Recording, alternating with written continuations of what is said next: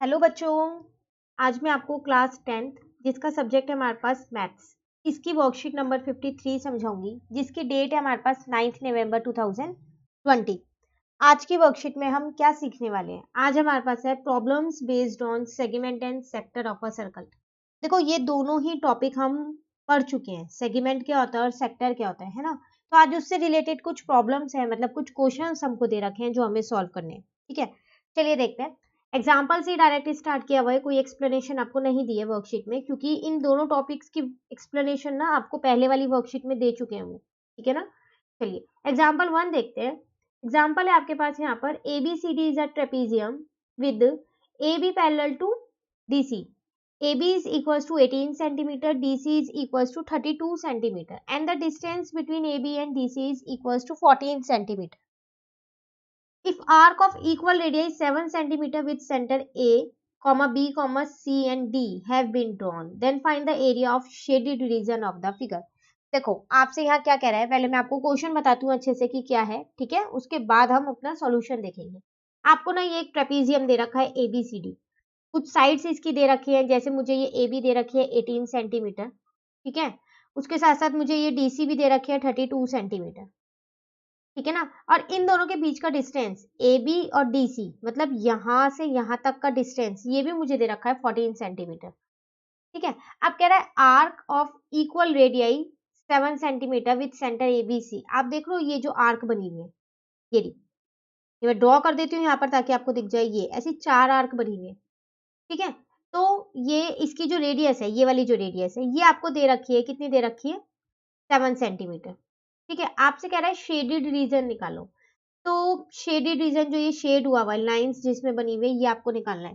तो ये कैसे निकलेगा? देखो, अगर आप ये पूरे ट्रेपीजियम के एरिया में से, ABCD में से, ठीक है, ये जो 4 सेक्टर बने हुए हैं आपके पास, ये सेक्टर ही तो है। सेक्टर वही तो होते थे ना जो 2 रेडियस और एक आर्क से मिलके बनते थे। ये देखो 2 रेडियस और एक आर्क से मिलके बन रहा है ना ये।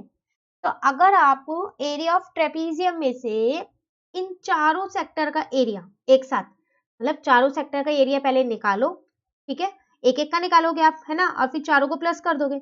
अब चारों सेक्टर के एरिया को अगर आप माइनस कर दो तो आपके पास यही पोर्शन तो बचेगा। बचेगा नहीं बचेगा? तो इसका मतलब आपको इस क्वेश्चन को करने के लिए क्या चाहिए? सबसे पहली बात, आपको यहाँ पर एरिया ऑफ ट्रेपीजियम चाहिए।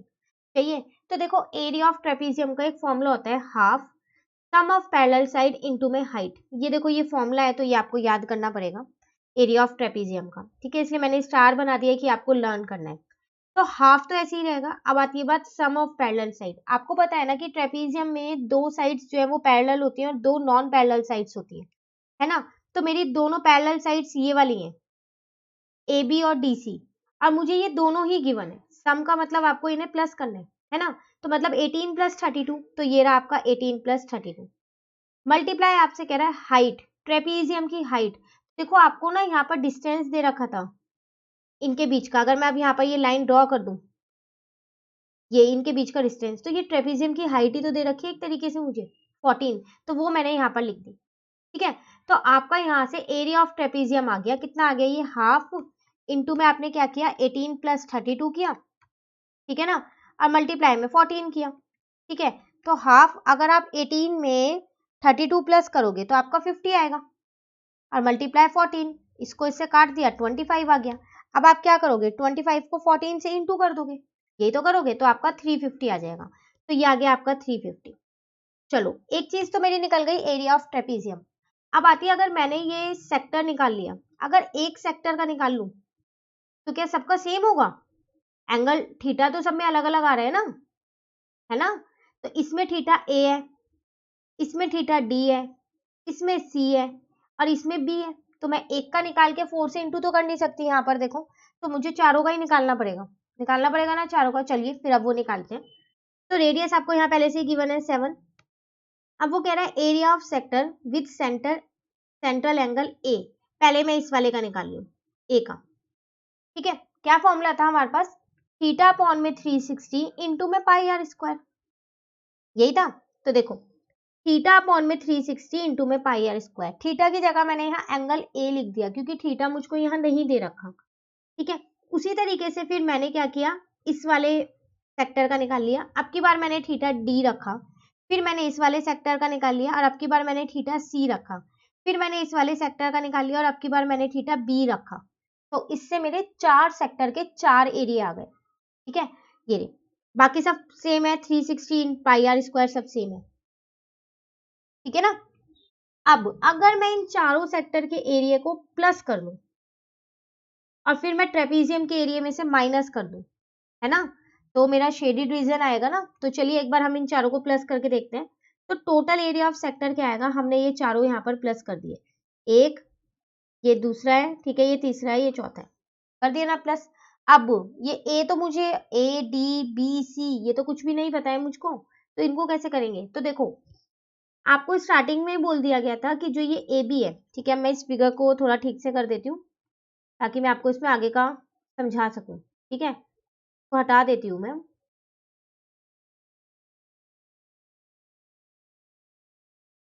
हाँ तो देखो आपको स्टार्टिंग में बोला गया था कि जो ये ए बी है ये इस डीसी के पैरेलल है नहीं है पैरेलल।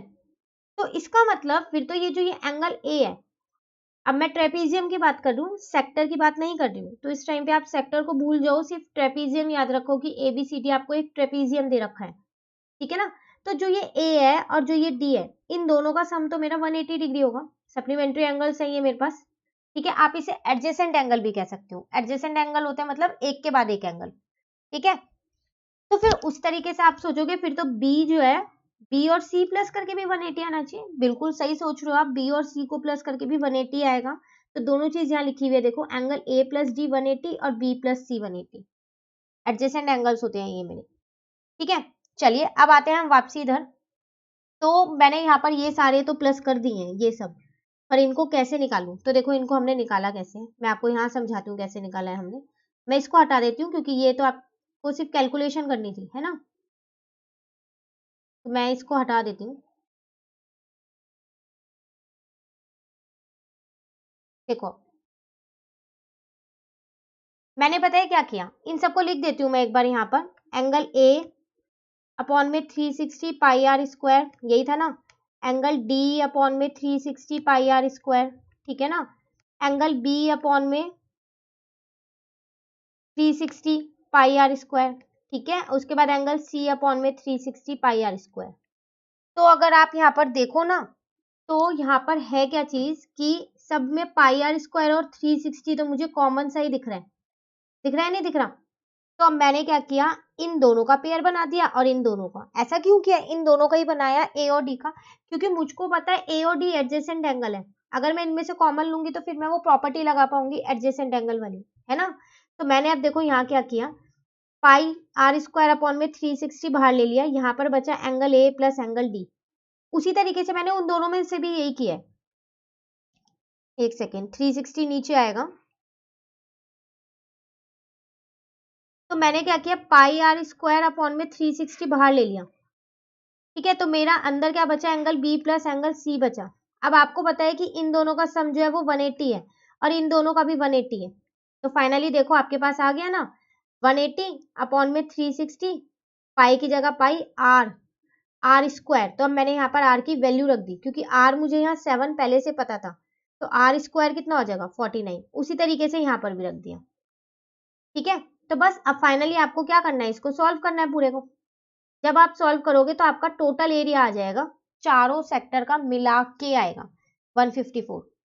अब आपका क्वेश्चन बहुत आसान बन गया है। एरिया ऑफ ट्रेपीजियम आपने स्टार्टिंग में निकाल लिया था 350, एरिया ऑफ 4 सेक्टर आपने 154 निकाला है। अगर आप इन्हें माइनस कर दोगे तो एरिया ऑफ शेडेड रीजन आ जाएगा ना। तो आपका एरिया ऑफ शेडेड रीजन आ गया 196। ठीक है, एग्जाम्पल फर्स्ट थोड़ा सा कॉम्प्लिकेटेड था क्योंकि इसमें हमने पहली बात तो एरिया ऑफ ट्रेपीजियम आज ये नया सीखा कि एरिया ऑफ ट्रेपीजियम का फॉर्मूला इसमें हमको लर्न करना है। वैसे आपको याद होगा 9th में भी हमने ये यूज किया है, ठीक है, लेकिन जिन बच्चों को याद नहीं है इसलिए मैंने यहाँ स्टार बना दिया, आपको ये लर्न करना है। उसके बाद हमने देखा कि 4 सेक्टर्स का हमें एरिया निकालना था, लेकिन थीटा नहीं दे रखा था, बिना थीटा के निकालना था। कोई बात नहीं, जब हमारे को ऐसे थीटा ना दिया हो ना, तो जो आपने ABCD माना है उन्हें आप थीटा मान लो। फिर हमने एक और नई चीज इसमें क्या सीखी कि हमने एडजेसेंट एंगल्स लगाए नहीं लगाए, जिनका सम 180 होता है। तो उससे हमने क्या किया, हमने चारों सेक्टर का एरिया निकाल लिया क्योंकि हमको आर पहले से गिवन था 7 है। तो आर स्क्वायर चाहिए होता है तो वो 49 बन जाएगा। पाई की वैल्यू 22/7 होती है और इन दोनों की जगह तो ऑलरेडी मैं 180 लिख चुकी थी। ठीक है, बस उसके बाद तो हमारा आंसर आ गया। ट्रेपीजियम के एरिया में से हमने सेक्टर्स का एरिया माइनस कर दिया। ठीक है, चलिए बढ़ते हैं अपने नेक्स्ट एग्जाम्पल पे। एग्जाम्पल नंबर 2, ये देखने में छोटा सा लग रहा है ना, तो एक बड़ा था तो अब छोटा दे दिया, इसलिए देखो क्वेश्चन आप पे, find the angle find the area of the sector of a circle of radius 5 centimetre if the corresponding arc length is 3.5। आपको कह रहा है एरिया ऑफ सेक्टर निकालना है। तो आप सोच रहे होंगे एरिया ऑफ सेक्टर, ये तो शायद हमें बहुत ही अच्छे से याद है फॉर्मूला। याद है ना आप लोगों को, हमने 2-3 वर्कशीट में इसे लगातार किया है। थीटा अपॉन में 360 इंटू में क्या होता है पाई आर स्क्वायर। तो अगर मुझे आर पता है और थीटा पता है तो मैं एरिया ऑफ सेक्टर निकाल सकती हूँ। आर देखो मुझको यहाँ पर पता है 22/7 ऐसे ही रख दिया। आर मुझे यहाँ 5 पता है, लेकिन एक छोटी सी चीज है यहाँ पर, मुझे थीटा नहीं पता। तो थीटा नहीं पता तो क्या करूं, लेकिन उसके अलावा आपको एक और चीज दे रखी है, लेंथ ऑफ आर्क दे रखी है। तो हमने तो लेंथ ऑफ आर्क का भी एक फॉर्मूला सीखा है, किया है ना हमने, एक फॉर्मूला थीटा अपॉन में 360 इंटू में 2πr, है ना। अब ये लेंथ ऑफ आर्क मुझे 3.5 दे रखी है। थीटा खैर मुझे यहाँ भी नहीं पता, कहीं आप सोच रहे हो कि मुझे यहाँ थीटा पता है, नहीं, लेकिन हाँ यहाँ पर मुझे 2 भी पता है, पाई की वैल्यू भी पता है और आर की वैल्यू भी पता है। तो क्या मैं इससे थीटा निकाल सकती हूँ सॉल्व करके? निकल जाएगा ना। कैसे निकलेगा? 3.5 into 360 into 7 divided by 2 into 22 into में 5 इज इक्वल्स टू थीटा। तो यहाँ से आपकी थीटा की वैल्यू आ जाएगी 441 अपॉन में 11। अपॉन में आ सकती है थीटा, हमने लास्ट वर्कशीट में भी एक क्वेश्चन किया था जिसमें थीटा की वैल्यू हमारी अपॉन में आई थी, है ना। तो चलिए अब हम क्या करेंगे, जो ये वाला थीटा आया है ना, इसको उठा के यहाँ रख देते हैं। ठीक है ना, तो मैं इसको उठा के यहाँ रख देती हूँ। तो मैंने यहाँ पर रख दिया 441 अपॉन में 11। ठीक है, तो फाइनली आपके पास क्या आया, ये तो आप सोच रहे होंगे बहुत ही अजीब सा हो गया है, ये क्या हो गया।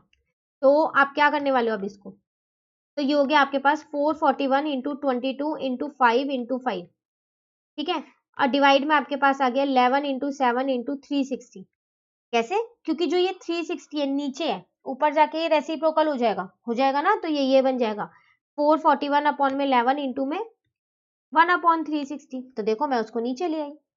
ठीक है, बस अब आपको इसको सॉल्व करना है और आपका एरिया ऑफ सेक्टर आ जाएगा, वो आएगा आपका 8.75 सेंटीमीटर। स्क्वायर जरूर लगाना है क्योंकि हम एरिया की बात कर रहे हैं। ठीक है, तो जब भी आपको थीटा ना दे ना, तो वो आपको एक और चीज जरूर देगा। जैसे कि यहाँ पर दे रखा है लेंथ, दे रखी है आर्क की लेंथ, तो उससे हमने पहले थीटा निकाल लिया। कभी भी ये मत सोचना कि थीटा हमेशा राउंड फिगर में आएगा। ठीक है, अपॉन में आ सकता है। ठीक है ना, चलिए एग्जाम्पल नंबर 3 देखते हैं। एग्जाम्पल नंबर 3 भी देखने में थोड़ा बड़ा सा एग्जाम्पल लग रहा है ना। ठीक है, देखो कह रहा है a brooch is made with silver wire in the form of a circle with diameter 35 millimeter. The wire is also used in making 5 diameter which divide the circle into 10 equal sector as shown in figure. देखो आपको ना एक ये figure दे रखी है, brooch मतलब आप समझते हो एक बटन टाइप में ये कह सकती हूँ। ठीक है, वो ना एक सिल्वर वायर से बना हुआ है, उसकी डायमीटर आपको दे रखी है 35 है। ये आपका ब्रॉच, ये पूरा जो सर्कल शेप में बना हुआ है। ठीक है, डायमीटर दे रखी है। अब ना वो जो सिल्वर वायर से आपने ये ब्रॉच बनाया है ना, ये सिल्वर वायर आपने इसके अंदर 5 डायमीटर्स बनाने के लिए भी यूज किए, सेम वायर। तो आप गिन सकते हो डायमीटर इसके अंदर की। ठीक है, पूरी पूरी गिनना, जैसे यहाँ से यहाँ तक 1 हो गई, यहाँ से यहाँ तक 2 हो गई, यहाँ से यहाँ तक 3 हो गई, यहाँ से यहाँ तक 4 हो गई और यहाँ से यहाँ तक 5 हो गई, है ना 5 डायमीटर। ठीक है, तो आपने वो जो सिल्वर वायर थी किन किन चीजों में यूज की, एक तो वो ब्रॉच बनाने के लिए जो सर्कल शेप का था, और एक वो वायर्स बनाने के लिए 5 डायमीटर जो बनाई थी ना, उसमें वो वाली डायमीटर के लिए वो वायर यूज किए। ठीक है, चलिए फर्स्ट पार्ट देखते हैं। अभी मैंने आपको ये आधा ही क्वेश्चन समझाया है, अभी इसका आधा पार्ट रह रहा है समझाने से, पहले हम फर्स्ट पार्ट कर लेते हैं फिर समझाऊंगी। तो फर्स्ट पार्ट है the total length of the silver wire required. तो फिर बताओ कि जो ये सिल्वर वायर आपने यूज की है इसको बनाने में, टोटल कितनी लेंथ इसकी चाहिए सिल्वर वायर की। तो आपने यूज दो जगह की है, एक तो वो ब्रॉच बनाने के लिए सर्कल फॉर्म में, और अंदर जो डायमीटर्स बनाई है आपने 5 उसके लिए। तो मैं निकाल लेती हूँ कितना आएगा। तो कैसे निकालूं, तो देखो जो ये आपने ब्रॉच बनाया है सर्कल फॉर्म का, बाहर बाहर ना, मतलब इसका तो मुझे सर्कमफेरेंस चाहिए, तो 2πr। ठीक है, प्लस और क्या चाहिए इसके अलावा मुझे, अरे मैंने 5 वो यूज की थी ना अपनी डायमीटर, तो लेंथ ऑफ 5 डायमीटर, ये दो चीज चाहिए तो मुझे पता चल जाएगा कि जो मेरी सिल्वर वायर है वो कितनी चाहिए मुझे, है ना। तो चलो देखते हैं, 2 ऐसे ही रहने देते हैं, ठीक है। पाई की जगह हम क्या करते हैं 22/7, आर तो मुझे पहले से ही क्वेश्चन में दे रखा है 35 मिलीमीटर। अब आती है लेंथ ऑफ 5 डायामीटर, तो एक डायामीटर की लेंथ 35 है, तो मैं 5 की निकाल सकती हूँ ना यहाँ से इंटू करके, है ना। तो बस आपको क्या करना है, इसको सॉल्व करना है, इसको इससे आप कट कर सकते हो, 5 आएगा, ठीक है। उसके बाद आप क्या करोगे, अब 2 को 22 से इंटू करोगे और फिर 5 से इंटू करोगे, तो 220 आ जाएगा आपका, ठीक है, प्लस 175 करोगे, ठीक है ना। तो आप इन दोनों को जब प्लस करोगे तो आपका कितना आने वाला है यहाँ पर, तो देखिए प्लस करके क्या आएगा हमारे पास, तो प्लस करने से पहले अगर आप एक चीज यहाँ नोटिस करो तो यहाँ तो आर था ना हमारे पास, और हमने डी रख रखा है 35, तो आर क्या होता है डी अपॉन में 2 ना, तो इसका मतलब यहाँ मुझे अपॉन में 2 भी लिखना पड़ेगा, ठीक है ना। तो इसको मैंने यहाँ अपॉन में 2 लिख दिया, तो अब मैं यहाँ पर भी 2 कर देती हूँ, तो अभी आ गया 110 प्लस 175, तो आपका आंसर आया 185 मिलीमीटर, ठीक है। तो इस चीज का ध्यान रखिएगा, आपको डायामीटर दे रखा है, रेडियस आपको यहाँ पर फॉर्मूले में रेडियस है, ठीक है, तो डी अपॉन 2 आप कर लेना। चलिए हमारे पास ये फर्स्ट पार्ट तो हमारा हो गया है, हमें ये पता चल गया कि वो वायर जो थी उसकी कितनी लेंथ हमको यहाँ पर चाहिए 185 मिलीमीटर। अब आते हैं हम अपने सेकंड पार्ट में, जिसमें वो हमसे कह रहा था area of each sector of the broach. देखो अभी आपने यहाँ पर ये चीज की थी कि आपने उसमें 5 डायमीटर्स बना दिए थे, तो ना जब आपने ये 5 डायमीटर इसके अंदर बनाए ना, तो इसने ना इस सर्कल को 10 इक्वल पार्ट्स में कट कर दिया, सेक्टर काउंट करें एक बारी, 1 2 3 4 5 6 7 8 9 10 कर दिया ना 10 सेक्टर में। अब ये पूरा सर्कल 10 सेक्टर में डिवाइड हो गया, तो अगर मैं इस पूरे सर्कल का ही एरिया निकाल दूं और उसको 10 से डिवाइड कर दूं, तो एक सेक्टर का एरिया आ जाएगा ना। आप सोच रहे होंगे मैं यहाँ पर सेक्टर का फॉर्मूला क्यों नहीं लगा रही एरिया का, बिल्कुल सही सोच रहे हो, theta upon 360 pi r square क्यों नहीं लगा रही हूँ। थीटा सबसे बड़ी बात है, थीटा क्या मुझको यहाँ पर थीटा दिया है, नहीं दिया, और शायद मैं किसी और तरीके से ना वो थीटा निकाल भी नहीं सकती, इसलिए मैंने क्या किया पता है, यहाँ पर सेकेंड पार्ट में मैंने एरिया ऑफ सर्कल ही निकाल दिया। तो एरिया ऑफ सर्कल आपको पता है पाई आर स्क्वायर होता है, पता है ना, तो पाई आपको 22/7 पता है, आर आपको फिर वही बात आर है यहाँ पर, तो 35/2 इंटू में 35/2, ठीक है नहीं, ठीक है। तो जब आप इसको सॉल्व करोगे तो वो आपका 1925 डिवाइडेड बाय 2 आ जाएगा। तो ये तो पूरे सर्कल का एरिया आया, और इस सर्कल में 10 इक्वल सेक्टर है, तो इसको मैं 10 से डिवाइड कर देती हूँ, ठीक है। तो लो 10 से डिवाइड कर दिया, तो ये कितना आ गया 1925 अपॉन में 2 इंटू में 1/10। बस अब आप इसे सॉल्व कर लो, जब आप इसको सॉल्व करोगे तो आपका area of each sector of the brooch आ जाएगा, ठीक है।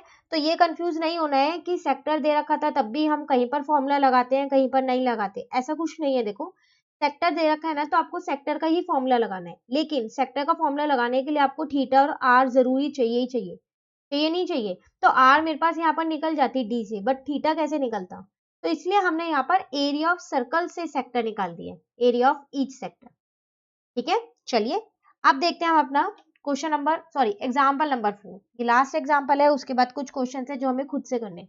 देखो यहाँ आपसे कह रहा है a round table cover has 6 equal design as shown in the figure. Figure में दिख रहा है आपको कि ये एक जो है ना टेबल कवर है, इसमें क्या है 6 इक्वल डिजाइन, ये इन डिजाइन की बात कर रहे हैं जो ये ब्लैक वाले, ये एक तरीके से मैं इसको सेगमेंट बोल सकती हूँ ना, कि जब भी यही था ना सेगमेंट, कि एरिया ऑफ सेक्टर में ये ट्राइंगल हट जाए तो ये नीचे वाला पोर्शन, तो हम इसको सेगमेंट कह सकते हैं, ठीक है। अब वो आपसे कह रहा है if the radius of the cover is 28 centimetre, find the cost of making the design at the rate of rupees 0.35 पर सेंटीमीटर स्क्वायर।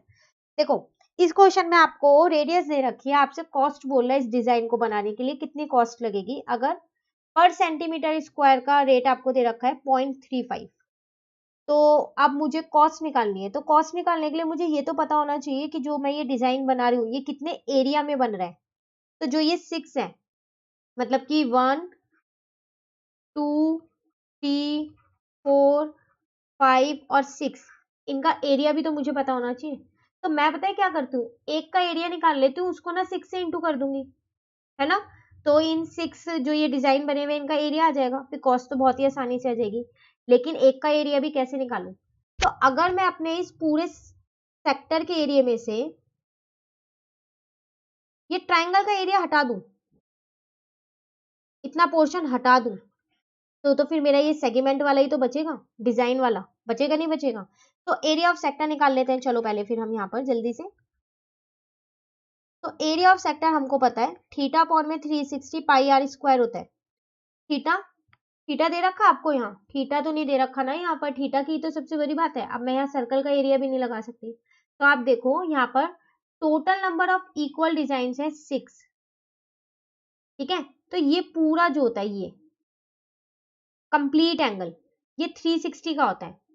तो फिर जो इतना सा है ये वाला जो पोर्शन है इतना, आपसे फिगर में देखो इस टाइम, मेन है आपको क्वेश्चन समझ में आना चाहिए।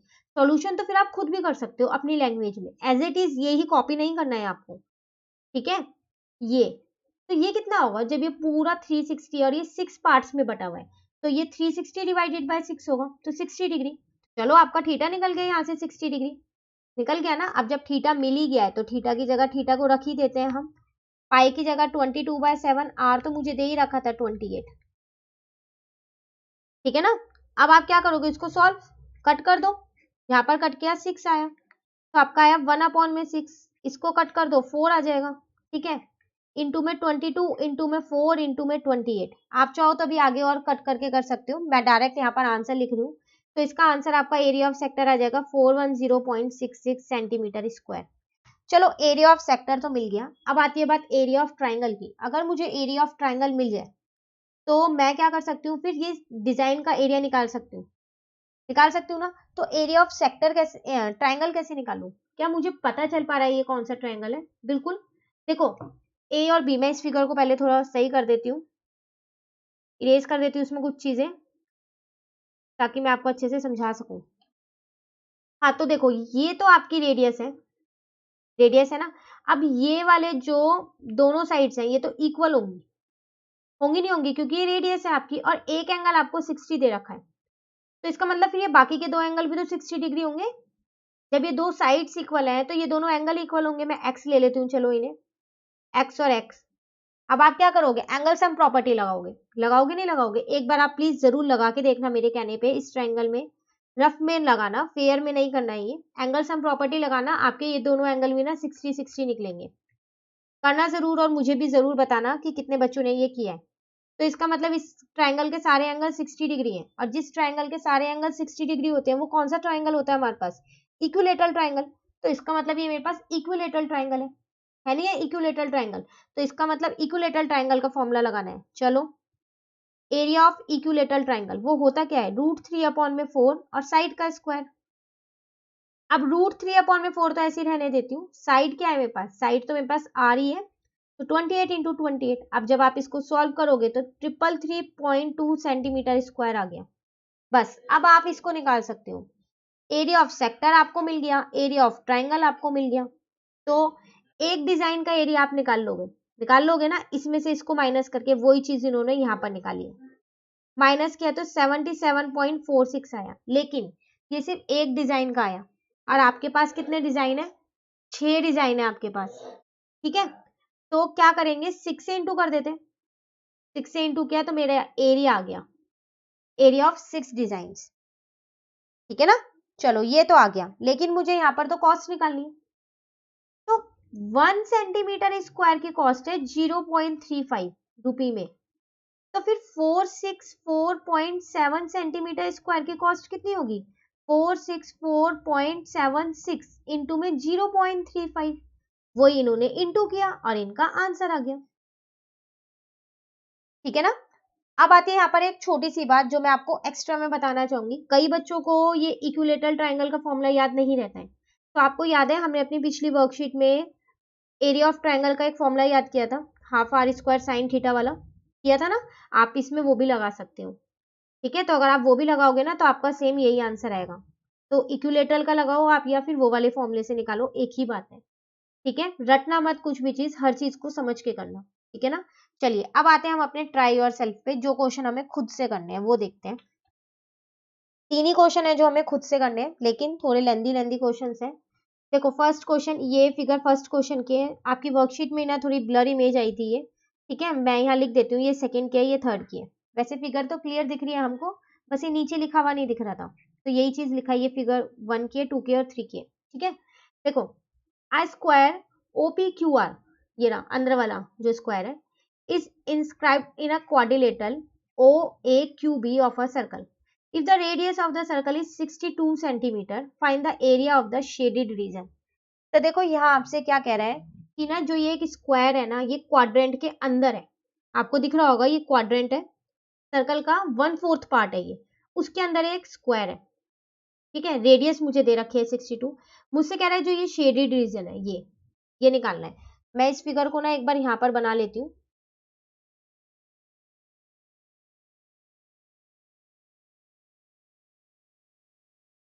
आप इसे प्रॉपरली बनाना पेंसिल और स्केल से, ठीक है। मैं इसको दोबारा बनाती हूँ, मेरा तो ये स्क्वायर कम रेक्टेंगल ज्यादा लग रहा होगा आपको, है ना। ठीक है, देखो यहाँ ड्रॉ करती हूँ इसको।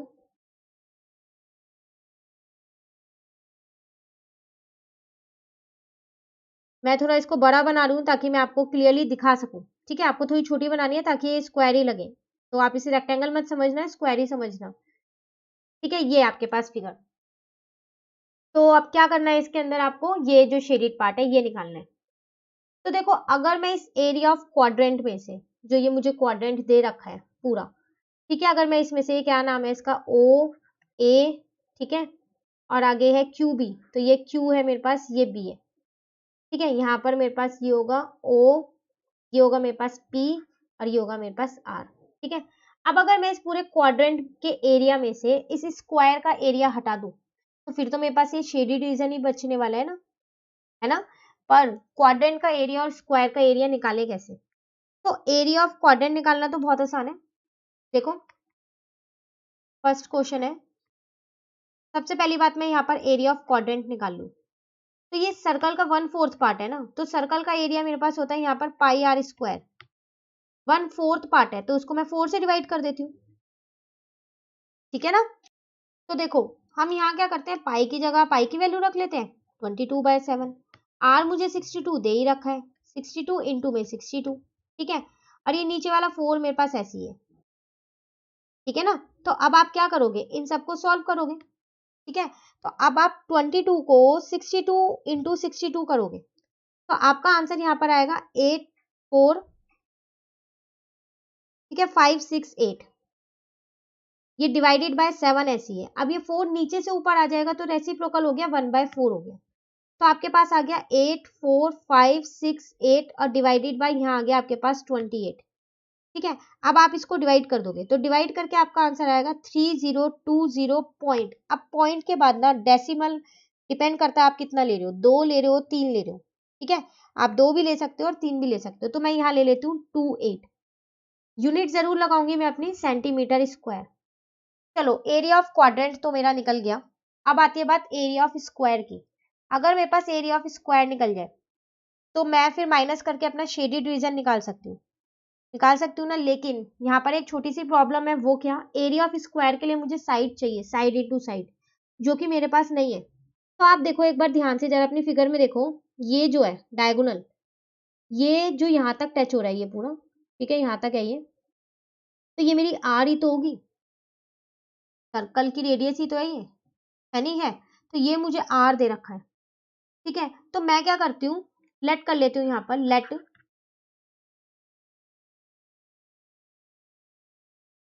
Side of square is equals to x है, ठीक है। तो अब अगर मेरे पास फिर ये भी एक्स है, ये भी एक्स है, सब एक्स है, ठीक है। तो डायगोनल ऑफ स्क्वायर का एक फॉर्मूला होता है हमारे पास,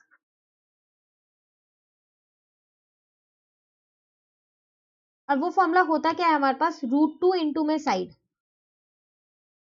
अब डायगोनल ऑफ द स्क्वायर तो मेरे पास आर है, √2 ऐसी है, साइड की जगह मैंने एक्स रख दिया, ठीक है। यहां से मैंने पता है क्या किया है, यहां से मैंने एक्स की वैल्यू निकाल ली है, मैं यहाँ लिख रही हूँ, तो एक्स की वैल्यू यहाँ से मेरे पास कितनी आई, आर अपॉन में √2, तो आर तो मुझे पता है क्वेश्चन में 62 है, अपॉन में √2, इसको मैंने ऐसे ही रहने दिया। आपको पता है रूट को कभी भी डिनोमिनेटर में नहीं छोड़ते, लेकिन मैं यहाँ पर छोड़ रही हूँ। ठीक है, क्यों? क्योंकि ये आगे अपने आप कट जाएगा, इसलिए छोड़ रहा हूँ। आप यहाँ भी रैशनलाइज कर सकते हैं। ठीक है, चलिए अब फिर हम एरिया निकाल लेते हैं। अब तो मुझे साइड मिल गई ना स्क्वायर की, स्क्वायर की साइड ही तो मुझे चाहिए थी एरिया के लिए। तो चलो यहाँ देखते हैं अब हम। तो एरिया ऑफ स्क्वायर आपके पास यहाँ पर आ जाएगा साइड इंटू साइड, है ना। तो साइड आपने कितनी निकाली? वो आपने निकाली अभी 62 अपॉन में रूट 2, तो ये भी 62 अपॉन में रूट 2 है। ठीक है, तो अब आप क्या करोगे? 62 को 62 से इंटू कर देते हैं हम यहाँ पर, तो 3844 अपॉन में तो 2 आएगा, रूट 2 इंटू रूट 2 2 होता है। जब आप डिवाइड करोगे तो आपका आएगा 1922 सेंटीमीटर स्क्वायर। ठीक है ना। अब आपको क्या निकालना है? Area of shaded region. अब आप एरिया ऑफ शेडेड रीजन निकाल सकते हो। तो एरिया ऑफ शेडेड रीजन कैसे निकलेगा? अगर हम अपने एरिया ऑफ क्वाड्रेंट में से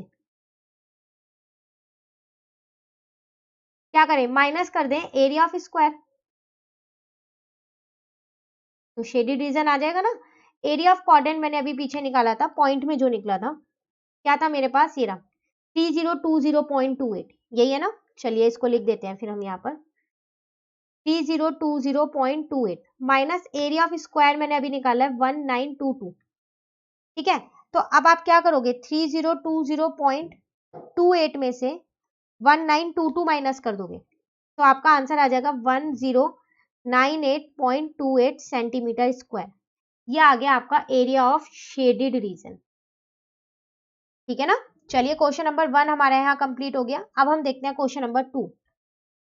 तो क्वेश्चन नंबर 2 क्या है मेरे पास? यहाँ कह रहा है मुझसे find the area of the shaded region. इसमें भी आपको शेडेड रीजन ही निकालना है, फिगर में दे रखा है ये वाला निकालना है। ठीक है, where arcs drawn with center A, B, C and D intersect in pair at midpoint P, Q, R, S of the side AB, BC, CD and DA respectively of the square ABCD of side 12 cm। Question देखने के आपको लग रहा होगा कि क्या है, question को समझ नहीं आ रहा। देखो हिंदी में मेरे पहले आपको क्वेश्चन समझाती हूँ, फिर हम करेंगे। आपको ना ये एक स्क्वायर दे रखा है, ठीक है। तो ये स्क्वायर है, मैं पूरा इसको ही डार्क कर देती हूँ। ये रहा, ये स्क्वायर आपको दे रखा है, ठीक है। ये ए आपके पास, ये बी आपके पास, ये सी आपके पास और ये डी है। अब आपसे कह रहे हैं कि जो ये स्क्वायर है ये इसके मिड पॉइंट्स पे टच कर रहे हैं, जो ये फिगर अंदर बनी हुई है।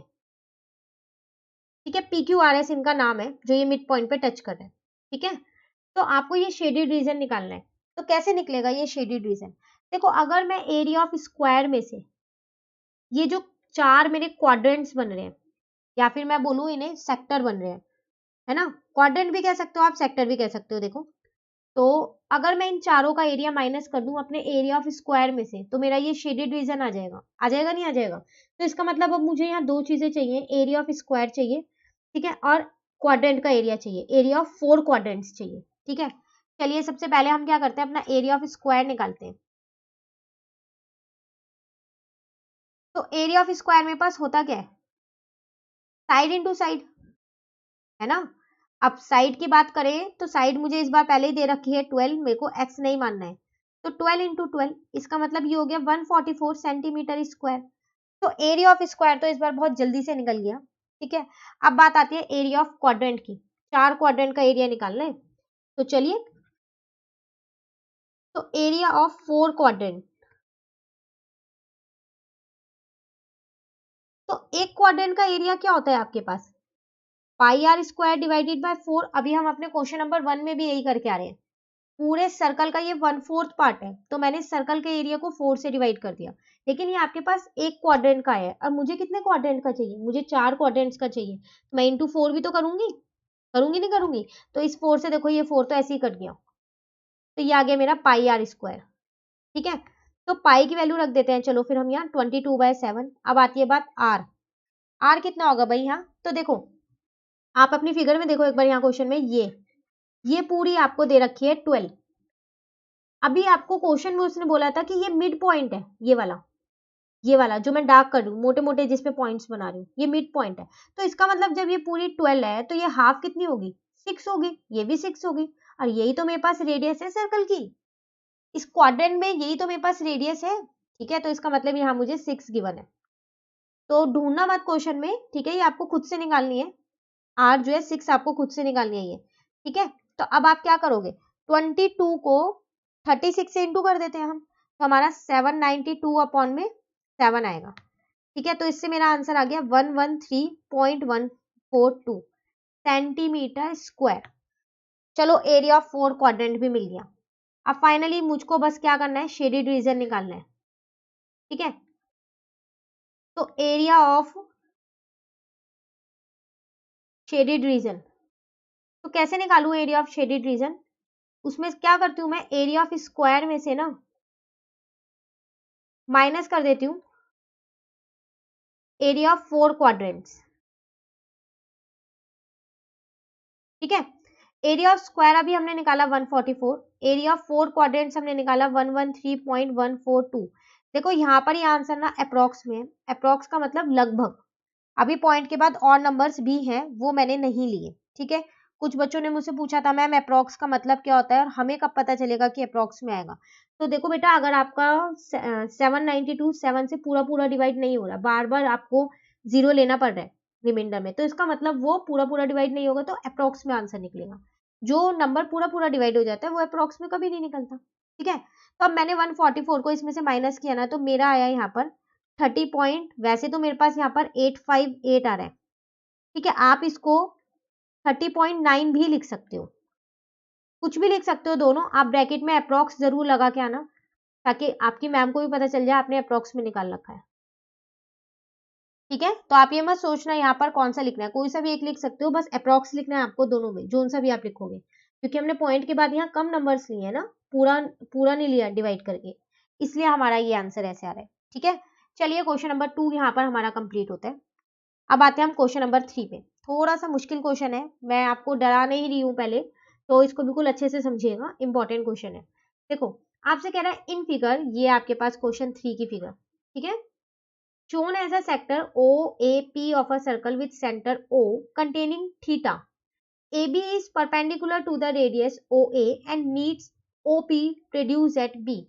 Prove that the perimeter of shaded region is this. देखो आपसे वो क्या कह रहा है, पहले हम क्वेश्चन समझते हैं। आपको दिख रहा है यहाँ पर एक सर्कल बना हुआ है, ठीक है। अब आपसे कह रहा है OAP, यहाँ मैं डार्क कर देती हूँ, O ये है, A ये है, ठीक है, और P ये है, ठीक है। ये आपको सेक्टर दे रखा है, इतना पोर्शन, ये रहा, ठीक है। अभी सिर्फ फिगर में समझना आप, ठीक है, मैं लिख इसलिए कुछ नहीं रही हूँ, सब जने फिगर में देखो तो आपको अच्छे से समझ में आएगा। फिर ये दे रखा है आपको, कंटेनिंग इसमें थीटा है, ये रहा आपके पास थीटा, ठीक है। ए बी जो है ये परपेंडिकुलर है इस रेडियस के, तो इसका मतलब ये 90 डिग्री है ना, ये 90 डिग्री। और वैसे भी ये तो आप ये भी सोच सकते हो कि ये टेंजेंट है, ए बी बने ना टेंजेंट, और रेडियस जो होती है उस पर क्या होती है, परपेंडिकुलर। हमने थ्योरम की थी, आपको याद है 10.1, वो भी लगा सकते हो, लेकिन आपको यहाँ डायरेक्टली दे रखा है कि ए बी जो है वो परपेंडिकुलर है टू द रेडियस ओ ए, तो हमें वो थ्योरम लगाने की जरूरत नहीं है। इन केस ये इन्फॉर्मेशन नहीं होती तो हम अपनी वो थ्योरम लगा के कर सकते थे, है ना। अब आपसे कह रहा है मीट्स ओपी, इससे हमारा एक ओपी आ गया है, इसने क्या किया, जो ये ओपी है ये आगे हमने एक्सटेंड कर दी, तो मेरा एक पॉइंट आ गया बी, ठीक है। अब मुझे प्रूफ क्या करना है, जो ये शेडेड रीजन है इसका जो पेरीमीटर है ना वो ये होगा। तो अगर मैं वैसे पता है इसका पेरीमीटर देखूं, मैं यहां लिख दूं अगर पेरीमीटर ऑफ शेडेड रीजन, तो क्या होगा अगर इसका पेरीमीटर मैं यहां लिखूंगी, तो देखो एक तो आपके पास ए बी होगी, है ना, प्लस बीपी होगा, और प्लस लेंथ ऑफ आर्क, ये लेंथ ऑफ आर्क ही तो है मेरे पास, तो मैं यहां लिख देती हूँ प्लस लेंथ ऑफ आर्क, ठीक है। ब्रैकेट में मैं इसको एल लिख देती हूँ, ठीक है। तो मुझे अगर ये तीनों मिल जाए, ए बी बीपी और लेंथ ऑफ आर्क, तो मैं ये प्रूव कर पाऊंगी। इसका मतलब मुझे अब पूरे क्वेश्चन में ये तीनों निकालने हैं। पता चल गया हमें क्या निकालना है। चलिए अब शुरू करते हैं। अब मैं सबसे पहले लेती हूँ यहाँ पर, ये आपके पास थर्ड क्वेश्चन है, ठीक है। तो मैं यहाँ पर लेती हूँ ट्राइंगल, कौन सा ले रही हूँ मैं, ए ओ बी ले रही हूँ, ठीक है, ये वाला ट्राइंगल ए ओ बी पूरा। तो मैंने ट्राइंगल लिया यहाँ पर ए ओ बी। मैंने पता है क्या किया, इसमें ना मैंने टेन थीटा लगा दिया। ऐसा क्यों किया मैंने, टेन थीटा क्यों लगाया, सबसे पहली बात तो आप देखो ये आपके पास यहाँ 90 डिग्री है एक, ये वाला। तो ये आपके पास H होगा नहीं होगा, ये आपके पास P होगा और ये आपके पास B होगा। ठीक है, अब मैं इस फिगर को जरा यहाँ पर बना लेती हूँ ताकि आपको कोई कंफ्यूजन ना हो।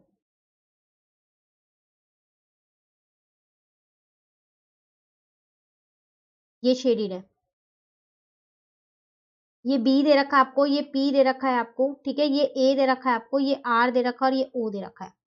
हाँ, तो मैं आपसे कह रही थी कि ये 90 डिग्री है, तो इसका मतलब ये आपके पास H होगा, ये आपके पास P होगा और ये आपके पास ये वाला, ये आपके पास B होगा। ठीक है ना, तो tan थीटा होता है मेरे पास P अपॉन में B, तो P इसका मतलब मेरे पास क्या होगा AB, और B मेरे पास क्या होगा OA। अब tan थीटा तो मुझको खैर नहीं पता है, तो मैंने उसको थीटा ही रहने दिया है। AB मुझको पता है क्या? नहीं, AB भी नहीं पता। हाँ, OA जरूर पता है, R है, रेडियस है वो सर्कल की, तो यहां से पता है मैंने अपना AB निकाल दिया। tan थीटा इंटू में R is equals to AB आ गया। तो देखो, एक तो आपको AB चाहिए था, तो चलो AB तो मिल गया हमारे को। अब हम बात करते हैं BP की, तो BP को कैसे निकालें? दोबारा मैं इसी ट्रायंगल की बात कर रही हूँ, AOB की। अब पता है मैंने क्या किया, इसमें sec थीटा लगा दिया। आप सोच रहे होंगे हमें पता कैसे चल रहा है कि tan थीटा लगाना है, sin थीटा लगाना है, cos थीटा लगाना है, cosec थीटा लगाना है। तो अगर आप जरा अपना क्वेश्चन देखो तो यहाँ प्रूफ में tan थीटा और sec थीटा है, तो इसका मतलब दो रेशोज तो आपको निकालनी है, तो वही दो हम यहाँ पर निकाल लें। ठीक है, तो sec थीटा आपका होता है h अपॉन में b। अब फिर वही बात, थीटा नहीं पता है तो कोई नहीं, आप थीटा रहने दो। h आपको पता है बिल्कुल, h इस टाइम पे अब मेरे पास है यहाँ पर OB। ठीक है, b मेरे पास है OA, तो sec थीटा तो मेरा ऐसे ही रहेगा। OB नहीं पता है मुझको, हाँ OA पता है मेरे पास, R है, तो यहाँ से मेरा sec थीटा आ गया, sec थीटा इंटू में R is equals to OB आ गया। लेकिन अगर आप ध्यान से देखो ना, जो आपका पेरीमीटर ऑफ शेडेड रीजन था उसमें आपको BP चाहिए, OB नहीं चाहिए, नहीं चाहिए ना OB, तो हम क्या करते हैं BP निकाल लेते हैं। अब BP कैसे निकालें? तो देखो, अगर मैं इस OB में से, पूरी इस OB में से OP हटा दूं तो मेरा BP आ जाएगा। चलो फिर, OB में से मैंने क्या किया, OP हटा दिया। OB तो मैंने अभी निकाला है अपना, sec थीटा इंटू में R, और OP तो मेरे पास R ही है, क्योंकि ये भी तो सर्कल की रेडियस ये है इतनी, दो रेडियस और एक आर्क मिलके ही तो ये सेक्टर बनना था। चलो, ये भी निकल गया BP। अब आती है बात लेंथ ऑफ द टेंजेंट की, सॉरी लेंथ ऑफ आर्क की, L की बारी आती है अब। तो L का तो हमारे पास फॉर्मूला है ना निकालने के लिए, तो चलो देखते हैं यहाँ पर। तो लेंथ ऑफ आर्क ब्रैकेट में L, वो होता है मेरे पास थीटा अपॉन में 360 इंटू में 2 पाई आर, यही होता है ना। तो इस 2 से इस 360 को कट कर दिया, 180 आ गया, तो ये आ गया मेरे पास थीटा अपॉन में 180 इंटू में पाई आर। चलो, लेंथ ऑफ द आर्क भी निकल गई, सब चीज निकल गई। अब पेरीमीटर ऑफ शेडेड रीजन निकाले, तो यहां निकालते हैं हम perimeter of shaded region. Question देखने में मुश्किल लग रहा था, लेकिन बहुत आसान क्वेश्चन है नहीं है? तो क्या क्या था पेरीमीटर ऑफ शेडेड रीजन आपके पास? एक तो AB था, ठीक है, एक BP था, और एक आपके पास था लेंथ ऑफ आर्क ब्रैकेट में L। ठीक है, AB कितना निकाला हमने, tan थीटा इंटू में R, तो चलिए रख देते हैं यहाँ पर इंटू में R, प्लस BP कितना निकाला था हमने, तो देखो आप BP कितना है, sec थीटा इंटू में R माइनस R, यही है ना, यहाँ रखते हैं sec थीटा इंटू में R minus R। Length of the arc हमने निकाला था अभी, थीटा पाई R अपॉन में 180। ठीक है, अगर आप ध्यान से देखो ना, इस टर्म में भी R है, इस टर्म में भी R है, और इसमें भी R है, तो मैंने बताया क्या किया, R को ना कॉमन ही ले लिया, तो यहाँ मेरे पास बचा tan थीटा, प्लस यहाँ पर मेरे पास बचा sec थीटा, ये R तो बाहर चला गया, माइनस का 1, ये R बाहर गया ना तो यहाँ 1 आएगा। कुछ बच्चे ना यहाँ 1 लिखना भूल जाते हैं, सोचते हैं R तो बाहर चला गया तो डायरेक्ट अगले वाली डिजिट पे आ जाते हैं, नहीं, वो गलत हो जाएगा, आपको यहाँ 1 लिखना है। प्लस यहाँ क्या बचा आपके पास, यहाँ आपके पास एक तो थीटा बचा, एक पाई बचा, एक 180 बचा। ठीक है, तो आगे हमारे पास फाइनली आंसर आ चुका है हमारा, tan theta plus sec theta plus theta pi upon में 180 और माइनस का 1। अब जरा हम वापसी क्वेश्चन पे आते हैं, R ये रहा, tan theta plus sec theta, theta pi upon में ये 180 है, ठीक है, 1800 नहीं है, माइनस का 1, ये प्रूफ करना था। चलो, हो गया हैंस प्रूफ। देखो, क्वेश्चन करते करते हमें पता भी नहीं चला कि ये कब प्रूव हो गया हमारा। ठीक है, तो ये था हमारे पास क्वेश्चन। तो अगर आपने स्टार्टिंग में लिख लिया कि शेडेड रीजन है क्या चीज, क्या क्या चाहिए, फिर उसी हिसाब से वही चीज आप निकालोगे और वैल्यूज को पुट कर दोगे। तो इसी के साथ हमारी ये वाली वर्कशीट यहाँ पर कंप्लीट होती है, वर्कशीट नंबर 53। काफी अच्छे से करना, सारे क्वेश्चंस बहुत इंपॉर्टेंट है। जो नेक्स्ट वर्कशीट है ना, वर्कशीट नंबर 54, वो हम अपनी नेक्स्ट वीडियो में करेंगे। तो अगर आपको ये वीडियो अच्छी लगी तो आप इसे लाइक जरूर कीजिएगा और मेरे चैनल को सब्सक्राइब कीजिएगा। Thank you.